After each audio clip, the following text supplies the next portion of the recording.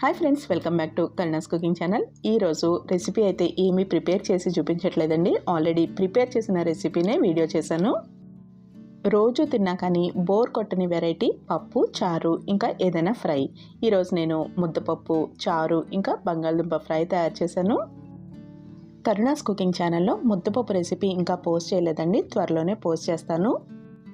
ముద్దపప్పు తయారు చేయడం కోసం కందిపప్పు 1 కప్పు ప్యాన్లో వేసుకుని వేయించుకోవాలి. దోరగా వేగిన కందిపప్పుని చల్లారిన తర్వాత కడిగేసుకోవాలి. ఇప్పుడు కందిపప్పులోకి 2 పచ్చిమిరపకాయలు కూడా వేసుకుని 2.5 కప్పులు నీళ్లు వేసుకుని కుక్కర్లో మెత్తగా ఉడికించుకోవాలి. కుక్కర్ 3 విజిల్స్ వేసిన తర్వాత స్టవ్ ఆఫ్ చేసేసుకుని ప్రెషర్ పోయిన తర్వాత కుక్కర్ మూత తీసేసుకోవాలి.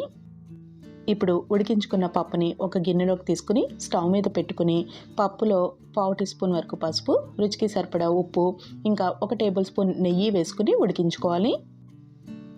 పప్పు కొంచెం దగ్గరికి పడిన తర్వాత స్టవ్ ఆఫ్ చేసేసుకుంటే మనకి ముద్దపప్పు రెడీ అయిపోయినట్టే.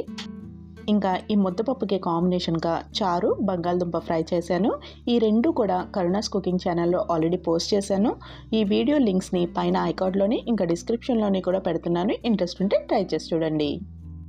ముద్దపప్పు, నెయ్యి, చారు, బంగాళదుంప ఫ్రై, ఇంకా ఈ కాంబినేషన్ ఎవరికి నచ్చదు చెప్పండి? రోజు తిన్నా కానీ ఈ కాంబినేషన్ అస్సలు బోర్ కొట్టదు కదా. మరి మీకు కూడా అలాగే అనిపించిందా?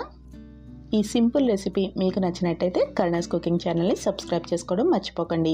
అలాగే కరుణాస్ కుకింగ్ ఛానల్లో ఇలాంటి simple recipes, biryani recipes, snacks recipes, ఇంకా టిఫిన్స్కి మనకి ఈజీగా తయారు చేసుకునే చట్నీ రెసిపీస్ కూడా ఉన్నాయి. ట్రై చేసి చూడండి.